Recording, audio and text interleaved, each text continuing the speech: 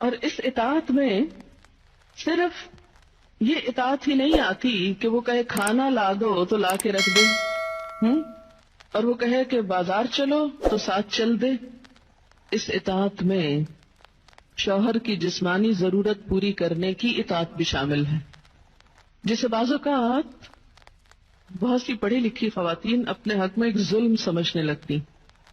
ایک دفعہ کہیں میری ملاقات ایک خاتون سے ہوئی، کیمبرج یونیورسٹی سے انہوں نے لا میں ایم فل کیا تھا، تو مجھ سے کہنے لگی کہ میرا ایک مسئلہ ہے۔ میں نے کہا بتائیے؟ کہنے لگی کہ میرا شوہر مجھے ریپ کرتا ہے میری مرضی کے بغیر۔ میں نے کہا قانون پڑھ کے قانونی ٹرمز ہی گھر میں بھی استعمال ہوں گی، شوہر اور ریپ؟ میرے تو سر چکرا گیا۔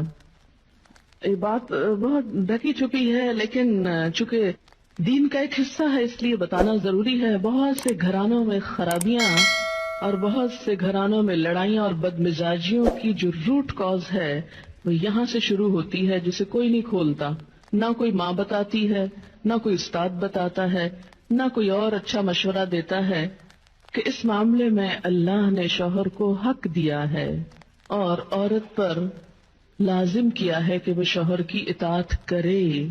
لیکن جب عورت کا ایک موڈ ہی صرف ریزسٹ کرنے کا بن جائے اور شوہر کو صرف یہ انڈرسٹینڈنگ ہو کہ اس نے تو میری بات ماننی ہی نہیں، تو یہ چیز بہت سی تلخیوں کو جنم دیتی ہے۔ ایسے میں عورت اور مرد کے مزاج میں چونکہ قدرتی فرق ہے، بعض اوقات شوہر کی جو ڈیمانڈ ہوتی ہے عورت نہیں پوری کر سکتی، یا عورت کا مزاج اس سے مختلف ہے، یا عورت اس کو اپنے لیے ایک مصیبت اور بوجھ سمجھتی ہے، تو بھی اس موقع پر اطاعت کہ اللہ کا حکم ہے، اور اگر میرا دل نہیں بھی چاہ رہا تو میرے رب کی رضا اس میں ہے، مجھے اس سے جزا چاہیے، صرف اپنی مرضی نہیں۔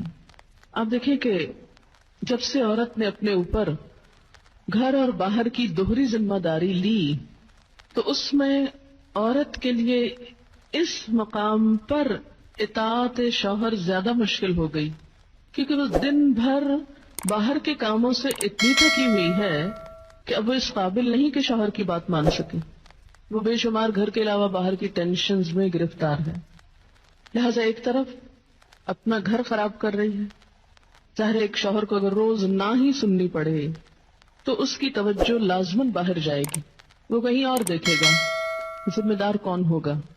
اور دوسری طرف اللہ تعالیٰ کی ناراضگی بھی ہے۔ اللہ کی رضا شوہر کی رضا میں ہے اور اللہ کی ناراضگی شوہر کی ناراضگی میں ہے۔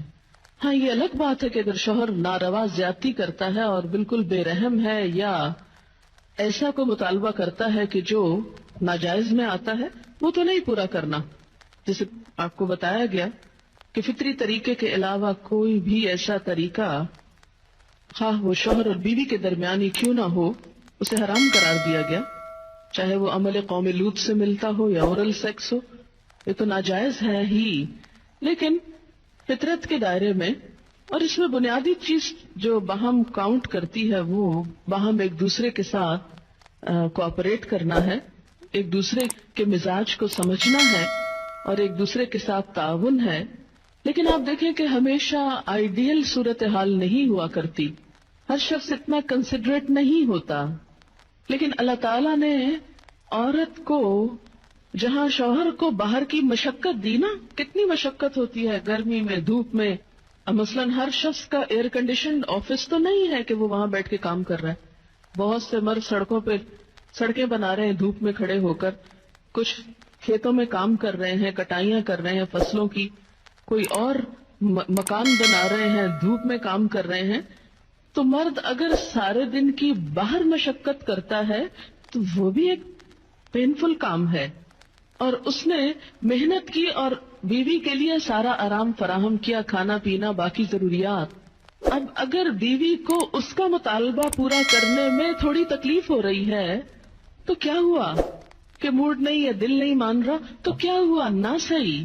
لیکن اس کے باوجود جو عورت یہ سمجھتی ہے کہ میں اپنے موڈ کے خلاف جا کر بھی اگر اپنے شوہر کو راضی کرتی ہوں تو یہ میرے رب کی رضا حاصل کرنے کا ایک ذریعہ ہے، تو آپ دیکھیں کہ یہ وہ چیز ہے جس کا صلہ آپ کو اللہ دنیا میں دے دے گا، کیونکہ آپ یہاں صرف شوہر کی نہیں اللہ کی بھی اطاعت کر رہی ہیں، کیونکہ ایک مسلمان عورت کو اس کے رب نے یہ حکم دیا ہے. اور اس میں وہ حدیث آپ نے سن رکھی ہوگی، اور عورتوں کو سنانے میں بڑی مشکل پیش آتی ہے مجھے ہمیشہ، اور عورتیں ایک دم اوفینڈ ہونے لگتی ہیں.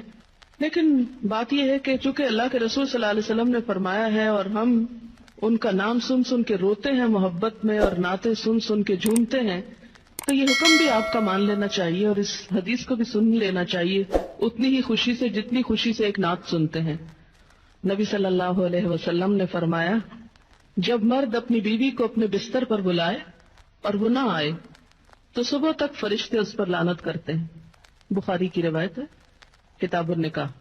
ٹھیک ہے، اس میں کہ اگر بیوی بیمار ہے یا اسے کوئی ایسی تکلیف ہے یا کوئی جینون ریزن ہے تو اس میں اللہ تعالیٰ اتنے بے رحم نہیں ہے کہ وہ دیکھ رہے ہیں کہ ایک عورت بخار میں پڑی ہے اور اس کا شوہر اس سے مطالبہ کر رہا ہے اور عورت نے نہیں مانا تو اس پہ لعنت بھجوانی شروع کر دی جائے. نہیں، یہاں ایک نارمل حالات کی بات ہے کہ ایک عام حالات میں ایک عورت اگر اطاعت نہیں کرتی یا بات نہیں مانتی. اور اسی لیے ایک اور حدیث ہے، حضرت ابو ہریرہ کہتے ہیں کہ آپ صلی اللہ علیہ وسلم نے فرمایا اگر عورت کا خاوند اس کے پاس موجود ہو تو وہ اس کی اجازت کے بغیر نفلی روزہ نہ رکھے. تو گویا شوہر کی اطاعت نمبر 1 عام روزمرہ زندگی کے کاموں میں کوآپریشن، اطاعت بمانا کوآپریشن ہے. طوعاً کا مطلب ہوتا ہے خوشی سے کام کرنا. نمبر 2 اس کی خاص ضرورت یا تقاضے کو پورا کرنے میں اطاعت. ہاں، کہاں اطاعت نہیں؟ جب وہ کوئی حرام کام کرنے کو کہے، جب وہ کوئی ناجائز کام کرنے کو کہے، جب وہ اللہ اور اس کے رسول صلی اللہ علیہ وسلم کی مرضی کے خلاف کام کرنے کو کہے. لا طاعت لمخلوق فی معصیت الخالق. مخلوق کی اطاعت جائز نہیں خالق کی نافرمانی میں. اگر اللہ تعالیٰ کسی کام پہ ناراض ہے وہ اطاعت جائز ہے. بہت سی خواتین کو دیکھا ہے جہاں اللہ کی نافرمانی ہو رہی ہے وہاں تو شوہر کی بات بھاگ بھاگ کے مانی جا رہی ہے، اس لیے کہ وہ اپنے نفس کے مطابق ہے نا. آپ سب جانتے ہیں کہاں کہاں. لیکن جہاں شوہر کی اطاعت اللہ کی رضا کے مطابق ہے لیکن ہماری رضا کے خلاف ہے تو پھر ہم وہاں نہیں بات مانتے. تو بسا اوقات ہم بظاہر اللہ کی رضا کا لیبل تو لگاتے ہیں، ہوتی اندر سے اپنے نفس کی اطاعت ہے. اور بعض اوقات شوہر کی اطاعت کا لیبل لگاتے ہیں لیکن وہاں بھی اصل میں نفس کی اطاعت ہوتی ہے کہ ہمارا اپنا دل وہی چاہ رہا ہوتا ہے جو شوہر چاہتا ہے اس وقت.